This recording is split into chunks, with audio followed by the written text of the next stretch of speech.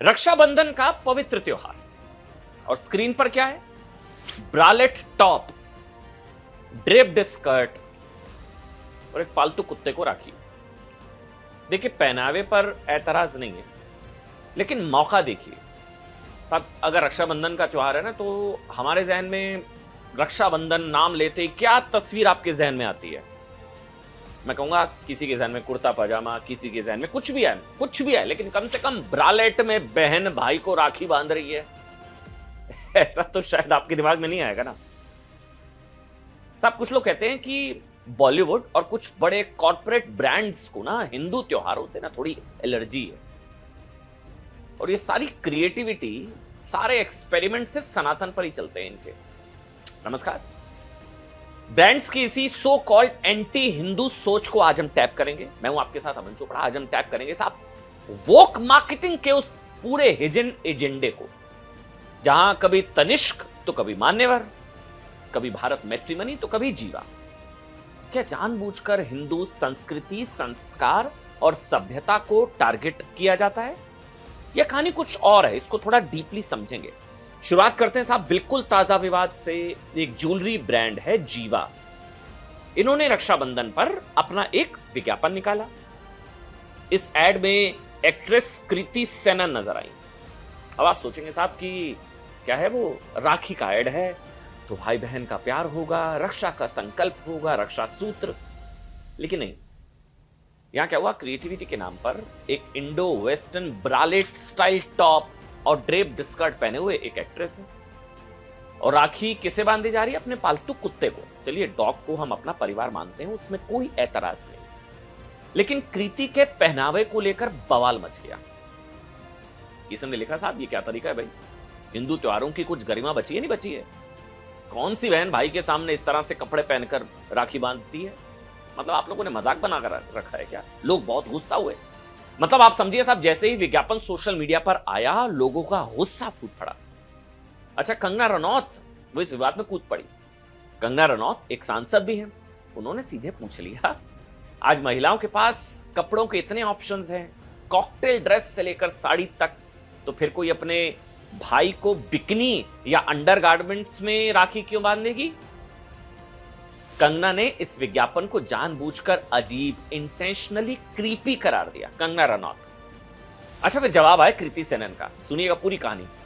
जवाब में कृति सेनन कहती हैं कि त्योहारों का सार कपड़ों में नहीं, भावनाओं में है।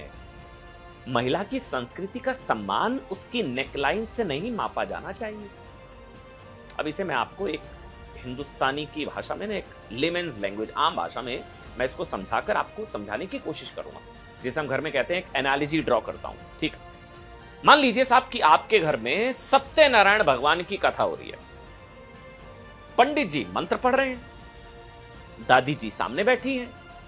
तभी घर का कोई सदस्य जिम वाले टाइट कपड़े पहनकर पसीने से लथपथ या ऐसी ब्रालेट में आकर हवन कुंड के पास बैठ जाए। दादी जी टोंके कि बेटा ये क्या पहन रखा है? तो वो पलट कर जवाब दे, दादी श्रद्धा तो दिल में होनी चाहिए, कपड़ों में क्या रखा है? सुनने में लॉजिकल लग सकता है, लेकिन क्या ये प्रैक्टिकल है? क्या ये उस मौके, उस अनुष्ठान की गरिमा के अनुकूल है? बिल्कुल नहीं। देखिए, हर मौके का, हर संस्कार का ना एक डेकोरम होता है। जब आप रेड कारपेट पर चलते हैं, रैंप वॉक करते हैं, तो वहां की थीम के आप कपड़े पहनते हैं, तब तो कोई दिल की श्रद्धा नहीं दिखाता ना।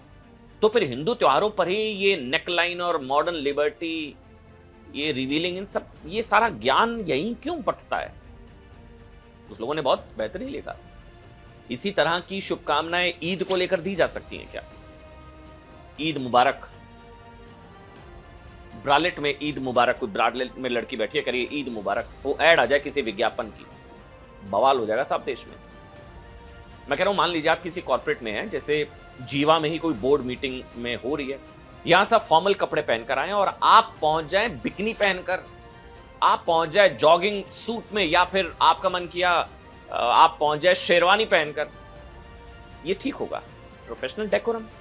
उसी तरह से अगर आप राखी का एक महान त्योहार मना रहे हैं ना, महान त्योहार जो भाई श्री कृष्ण के समय से मनाया जा रहा है, जो सनातनी परंपरा का एक बहुत ही बड़ा और एक बहुत अनूठा त्योहार है, उसमें पहनावे की आजादी के नाम पर क्या ये परोसना सही है? आप लोग तय करिए।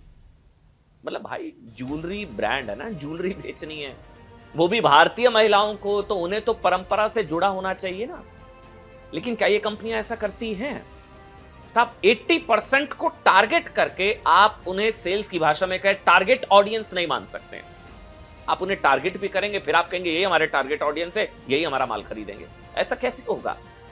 जब हमने इन विज्ञापन एजेंसियों के दिमाग को टैप किया ना, तो एक बहुत ही बड़ा पैटर्न दिखा। साहब ये महज एक गलती या इत्तेफाक या कोइंसिडेंस नहीं है, क्रिएटिविटी कोइंसिडेंस हो गया। ये बहुत ना प्लान्ड तरीके से वोक मार्केटिंग स्ट्रेटेजी है। कुछ गिने चुने क्रिएटिव डायरेक्टर्स, जिन्हें भारत की जमीनी हकीकत और यहां के टियर 2 या टियर 3 शहरों की आस्था से कोई लेना देना नहीं है ना। वो तो कहते हैं कि ये आस्था वाला आदमी है, सनातन हिंदू, और ये अपने कल्चर को मानता है, तो पिछड़ा आदमी है। ये पिछड़े लोग हैं जो अपने त्योहारों को मनाते हैं, जो अपनी सनातनी संस्कृति, सभ्यता, संस्कार, भारत, जो भारत में भरोसा कर, पिछड़े लोग हैं। राखी वाखी क्या, पिछड़े लोग हैं ये लोग। वो ये तय कर देते हैं कि सदियों पुराने सनातन धर्म को रीपैकेज कैसे किया जाए। अब यहां लिबर्टी है ना, यहां किया जा सकता है। आप एक बार ना क्रोनोलॉजी समझिए। विज्ञापन बनाना है तो किसी हिंदू त्योहार को चुनो, फिर उसमें एक ऐसा एलिमेंट डालो जो सीधा उस त्योहार की मूल भावना से टकराता हो, जानबूझकर। क्यों? क्योंकि इससे विवाद होगा, कंट्रोवर्सी होगी तो ट्विटर, फेसबुक, सोशल मीडिया पर ट्रेंड होगा, हैशटैग होगा। अब सबको पता लग जाएगा इस ब्रांड के बारे में, न्यूज चैनल्स डिबेट करेंगे, हम लोग वीडियोस बनाएंगे, उस ब्रांड को करोड़ों रुपए की फ्री पब्लिसिटी मिल जाएगी। सनातन को ठेस पहुंचे, उनको क्या फर्क पड़ता है, पब्लिसिटी मिल गई फ्री की। ये ब्रांड्स हमेशा इमोशंस को टैप नहीं कर रहे हैं, बल्कि हमारी टॉलरेंस, सहिष्णुता, टॉलरेंस का मजाक उड़ाकर ना अपना रेवेन्यू बढ़ा रहे हैं। उन्हें पता है साहब कि हिंदू समाज गुस्सा करेगा, बॉयकॉट ट्रेंड कराएगा, लेकिन सड़कों पर आकर कोई तोड़फोड़ थोड़ी ना करेगा, और करनी भी नहीं चाहिए। यहां तो ऐसा कोई फतवा भी नहीं आ जाएगा, फतवा जारी हो जाएगा, नहीं ऐसा भी नहीं होना ही नहीं है कुछ, टॉलरेंट।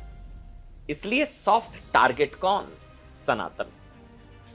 कृति सेनन के इस विज्ञापन में कुत्ते को राखी बांधना कोई गलत बात नहीं, और कोई नई बात भी नहीं है। कई लोग अपने पेट्स से प्यार करते हैं, लेकिन दिक्कत उस पैकेजिंग की है, उस एटीट्यूड की है, जहां आप एक पवित्र धागे को, रक्षा सूत्र को एक फैशन एक्सेसरी बना देते हैं। और जब लोग सवाल पूछते हैं आपके पहनावे को लेकर, तो आप पिछड़ी सोच वाला आदमी है। विमेन एम्पावरमेंट का कार्ड आप खेल देते हैं। त्योहारों की क्या हैसियत, क्या होता है भाई? असली पेच यहां नहीं है साहब, असली पेच उस इतिहास में है जो उन कॉर्पोरेट ब्रांड्स ने पिछले कुछ सालों में रचा है। अब जो बताऊंगा उसको बहुत ध्यान से सुनिएगा। अगर इस वोक एजेंडे की असली नब्ज को टैप करना है ना, तो हमें थोड़ा पीछे मुड़कर देखना होगा। ये कोई आइसोलेटेड घटना नहीं है, ये एक पूरी सीरीज है। उस हॉल ऑफ शेम पर एक नजर डालिए, आपको खुद पर शर्म आएगी कि क्या क्या, कैसे कैसे भद्दे भद्दे प्रयोग किए जाते हैं सनातन के साथ, हिंदू आस्था के साथ। सबसे पहले बात करते हैं मान्यवर के उस विज्ञापन की जिसमें आलिया भट्ट थी। याद करिए, याद है आपको? याद होगा 2021 का वो विज्ञापन जहां आलिया भट्ट दुल्हन के लिबास में बैठी हैं और कन्यादान की सदियों पुरानी परंपरा पर सवाल उठा रही हैं। मैसेज क्या दिया? कन्यादान नहीं, कन्या मान होना चाहिए, कन्यादान नहीं। अब सुनने में बहुत प्रोग्रेसिव, बहुत ही वोक लगता है, नहीं? लेकिन सोचिए साहब, क्या कन्यादान का मतलब बेटी को दान में देना या बेच देना होता है? नहीं साहब, हिंदू शास्त्रों में कन्यादान को सबसे बड़ा और पवित्र दान माना गया है, जिसमें पिता अपनी सबसे अनमोल चीज भगवान के स्वरूप मानकर वर को सौंपता है। लेकिन एड एजेंसी ने इसे ऐसे पेश किया जैसे कोई प्रॉपर्टी ट्रांसफर हो रहा हो। अब आइए एक और, हाँ, फैब इंडिया, यस। क्या था? दीपावली का मौका था, हिंदुओं का सबसे बड़ा त्योहार था, भगवान राम के अयोध्या लौटने का जश्न। फैब इंडिया ने अपने कपड़ों के कलेक्शन का नाम दीपावली पर जानते क्या रखा एडवर्टीजमेंट में? जश्न रिवाज। त्योहार हमारा, कपड़े हमारे, भाषा वो थोपी जा रही है साहब जिसका दीपावली के सांस्कृतिक इतिहास से दूर दूर तक कोई लेना देना नहीं। तो लोगों ने कहा यही तो गंगा जमनी तहजीब है, यही तो असली सेकुलरिज्म है। तो किसी ने पलट कर पूछा कि आपने कभी किसी ब्रांड को ईद के मौके पर संस्कारे ईद लिखते हुए देखा है क्या? संस्कारे ईद, क्योंकि वहां उनकी क्रिएटिविटी छुट्टी पर चली जाती है, नेटवर्क एरोप्लेन मोड में चला जाता है। फिर तनिष्क का वो विज्ञापन याद करिए, एक हिंदू लड़की की मुस्लिम घर में शादी हुई, हिंदू लड़की की मुस्लिम घर में शादी हुई और उसकी मुस्लिम सास उसके लिए हिंदू रीति रिवाज से गोद भराई की रस्म रख रही है। जब बहू पूछती है कि ये रस्में तो आपके यहां होती ही नहीं है, तो सास जवाब देती है कि लड़कियों का सम्मान तो हर जगह होता है। बहुत ही प्यारा संदेश, हिंदू मुस्लिम एकता का संदेश। लेकिन देश की जनता ने सवाल पूछा कि ये एकता का रास्ता हमेशा वन वे ही क्यों? क्या कभी किसी विज्ञापन में किसी मुस्लिम लड़की को हिंदू घर में बहू बनकर खुशहाल जिंदगी जीते दिखाया गया? याद करके देखिए आप। मुस्लिम परिवार में हिंदू बच्ची गई, शानदार ऐड, बढ़िया ऐड, गंगा जमनी तहजीब, असली सेकुलरिज्म। इसको रिवर्स कर दीजिए बस एक बार को, अगर पॉसिबल हो तो एक बार करके देखिए, दिमाग में करके देखिए। कभी इस तरह की कोई इस तरह का विज्ञापन बनाओ।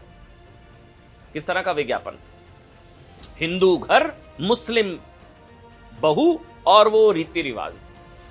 बड़ा विरोध हुआ था उस वक्त। तनिष्क को वो विज्ञापन हटाना पड़ा था क्योंकि विज्ञापन कम्युनल था और उसको हटाने का फैसला सेकुलर था।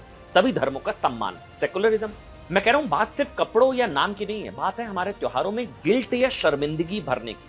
अच्छा, होली आती है तो विज्ञापन क्या आता है? महिला के चेहरे से होली के रंग धुलते हैं और उसके नीचे घरेलू हिंसा के चोट के निशान दिखाई देते हैं। मैसेज दिया जाता है कि साहब महिलाओं के साथ शोषण होता है, इसलिए उन्होंने होली खेलना छोड़ दिया है, रंग उतरेगा, चोट के निशान। मतलब होली जैसे उल्लास के त्योहार को सीधे महिला उत्पीड़न से जोड़ दिया जाता है। ये तो होता है ना, ये तो सारी एडवर्टीजमेंट आप देखते हैं। सॉफ्ट मैसेज, पता भी नहीं लगेगा आपको। एक डिटर्जेंट कंपनी का होली का विज्ञापन भी याद होगा आपको। लड़की साइकिल पर रंग से बचने के लिए निकलती है ताकि वो एक लड़के को सुरक्षित नमाज पढ़ने भेज सके। जैसे होली पर उन पर अटैक होता है, हमले होते हैं, जबरदस्ती रंग डाला जाता है। चाय का गणेश चतुर्थी का विज्ञापन, एक हिंदू मूर्ति खरीदने जाता है पर उसे भगवान गणेश की मुद्रा के बारे में कम पता है।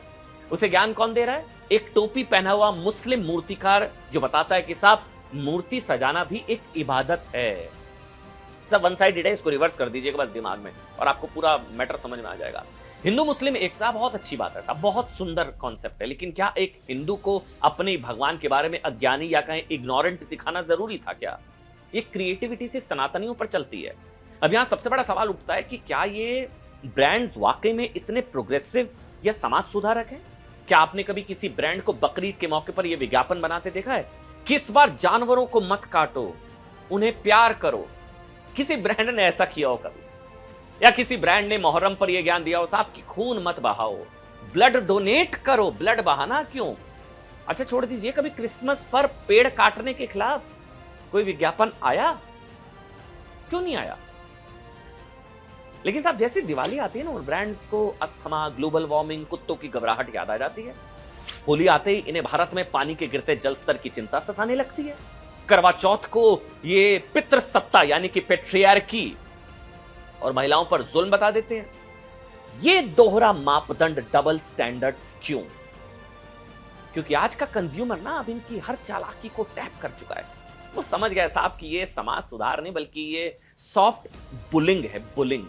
एक मेजॉरिटी कम्युनिटी के त्योहारों को इतना विलन बना दो कि वो अपने ही रीति रिवाजों को फॉलो करने में गिल्ट, शर्मिंदगी महसूस करने लगे।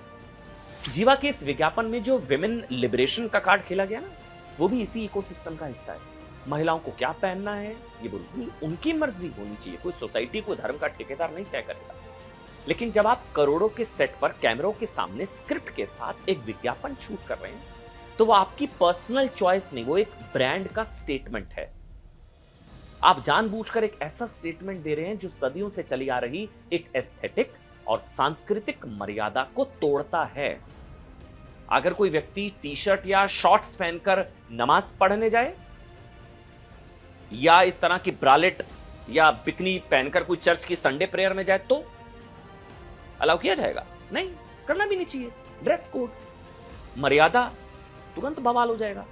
लेकिन हिंदू त्योहार मानो एक ना ओपन कैनवास है, ओपन कैनवास, जिस पर क्रिएटिव डायरेक्टर का मन करे ना वो अपनी वोकनेस की या अपनी क्रिएटिविटी की पेंटिंग हमारे त्योहारों पर उकेर सकता है, वो अपनी मर्जी से, और वहीं चलती है सिर्फ। लेकिन मैं कहूंगा साहब अब हवा बदल रही है। अब लोग, भारत के लोग टैप कर रहे हैं।